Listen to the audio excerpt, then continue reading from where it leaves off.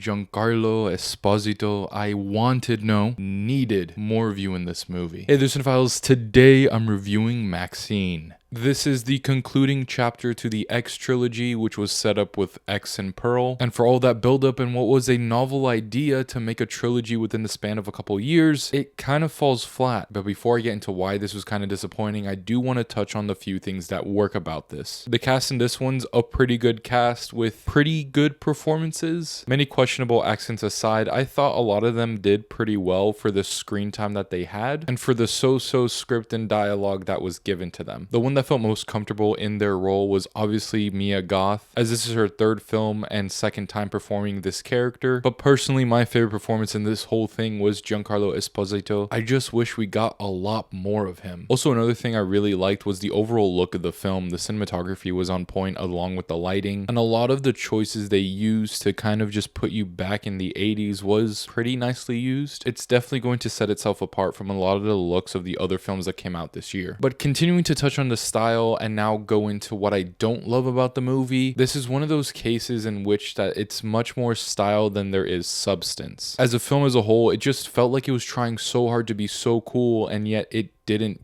become that. It does this bit of wanting to be different and edgy, but it never really truly commits to it long enough in each scene to really be cool. And therefore, it's this half-assed style that's just there in the film and then out and then there again. And honestly, that's kind of the overall impact of this movie. It wants to be something, and it is that for a little bit, but then it shies away from it heavily. It wants to be this B-grade horror film with a meaning and deep meaning behind it at that. However, it shies away from that and it just becomes a B-grade horror film. It wants to utilize all these really cool 80s vibes and looks, but then again, it shies away from that. It wants to be very cheesy, over the top, and gory, but then again, it shies away from that. And it tries to be self-aware enough that it thinks it can save itself by being self-aware in the film. But in all honesty, this just comes off as an excuse rather than anything else, because again, they shy away from just about everything. This could have said something so interesting about censorship, American weaponized religion versus the media/art, and even the drive that an artist can have, whether it be unhealthy or healthy or whatever the case may be. These are all very interesting themes that this film touches on, but then again, gets scared and pulls away from it. And it might not even necessarily be that it's scared to delve into these themes, it's more so just doesn't know what to do with it, so therefore it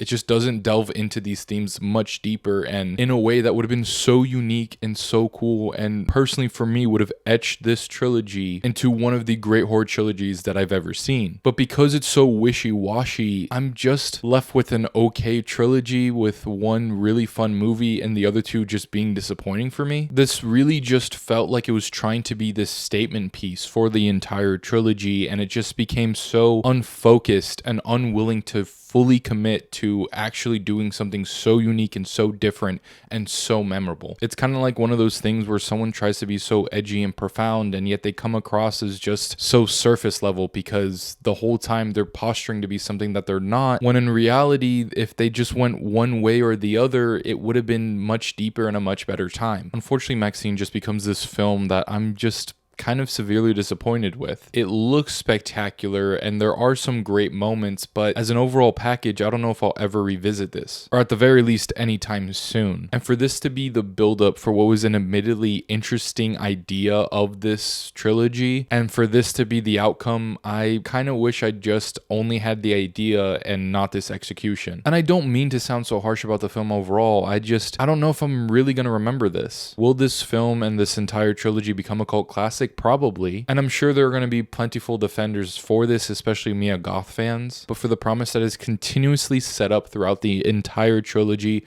and for this to be the end of it, it's just underwhelming. But again, like I said, there are some positives in this, and if you go with a group of friends, I'm sure you're going to have more fun with this than I did at my press screening. But all in all, what was supposed to be this statement piece was just a whimper. I give MaXXXine a 1.5 out of 5 stars. I hope someone actually takes the themes that this movie kind of sets up and actually does a really great horror film with them, because the ideas of censorship and everything else I brought up earlier would really be great to fuel a spectacular horror film. I don't know, maybe you call Jordan Peele to do it or something else, because Ty West, I'm sorry, it didn't deliver. But alright, those are my thoughts on MaXXXine. Be sure to let me know what you think down in the comments below. Also be sure to let me know your favorite film from the entire X trilogy. As As always, thank you guys for watching, liking, and subscribing. Be sure to stay tuned for more Yeti Films content, and I'll write you later.